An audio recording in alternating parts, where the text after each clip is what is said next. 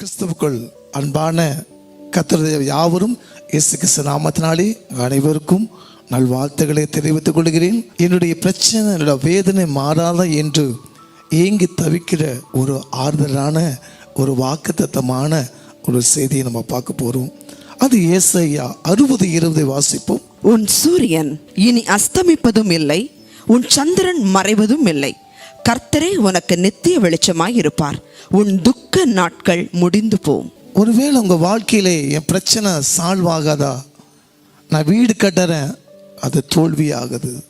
எந்த ஒரு மனுஷனும் உங்க துக்கத்தை மாற்ற முடியாது. ஆண்டவராக இயேசு கிறிஸ்து தான் உங்க துக்கத்தை அவர் மாற்ற முடியும். இவர் 38 ஆண்டுகளாக உதவி செய்ய யாருமே இல்லை. எல்லாரும் ஓடிறாங்க. எந்திக்க பலன் இல்லாமல் வாழ்க்கையில் ஓடிக்கொண்டிருக்காங்க.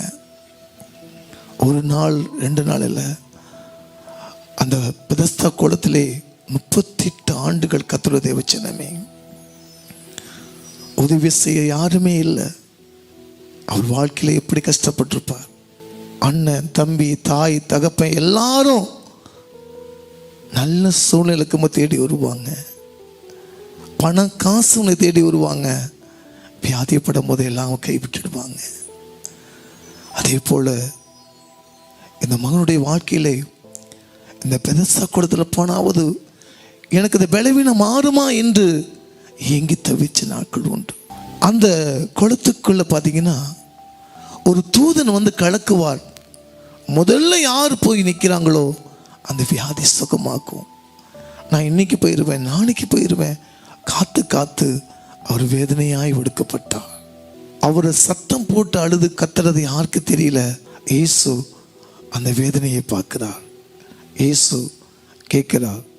யோவான் 5ஆம் அதிகாரம் 8-9 வசனம் வாசிப்போம். இயேசு அவனை நோக்கி எழுந்திரு, உன் படுக்கையை எடுத்துக்கொண்டு நட என்றார். படுக்கை எடுத்து நட என்று சொன்னார். உடனே அந்த மனுஷன் சொஸ்தமாகி தன் படுக்கையை எடுத்துக்கொண்டு நடந்து போனான். அந்த நாள் ஓய்வு நாளாக இருந்தது. அவருடைய துக்கத்தை இயேசு மாத்தினார். அவர் குளத்துக்குள்ள இறங்கல.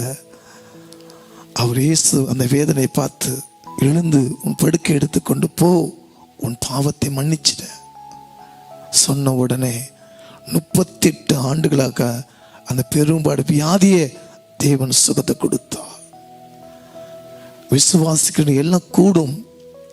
அன்பான கர்த்தருடைய ஜனமே, உனக்கு உறவினர் இருந்தும், தாய் இருந்தும், தகப்பன் இருந்தும் உன் வேதனையா ஒடுக்கப்படுகிறாயா? நல்ல நிலைமையில வரும், எல்லாம் தேடி வருவாங்க. இயேசுவை நோக்கி கத்து ஜெபிங்க. ஆண்டவரே, என் வேதனையே அந்த 38 ஆண்டுகள் பெரும்பாடோட வேதனை மாத்தினேப்பா, என்னை மாத்துன்னு கேளுங்க. அவர் இறங்கி வந்து உனக்கு ஆறுதலும் சமாதானம் உண்டு பண்ணி கொடுப்பா. கண்கள் மூடி நம்ம ஜெபிப்போம். அன்பே பரலோக பிதாவே, உன் துக்கம் முடிந்து போகும் என்ற தலைப்பில் பார்த்தோம். யாரெல்லாம் வேதனையோடு ஒடுக்கப்பட்டிருக்காங்களோ, உடைக்கப்பட்டிருக்காங்களோ, ஆறுதலும் தேர்தலும் உண்டாக்க ஜெபிக்கிறப்பா. அந்த 38 வருஷமாக பெரும்பாடுடைய விளைவினத்தை மாற்றி கொடுத்த கர்த்தர் என் பிள்ளைகளை யாரெல்லாம் டாக்டர்னால் கைவிடப்பட்ட நிலைமையில சூழல் இருக்கலாம்ப்பா.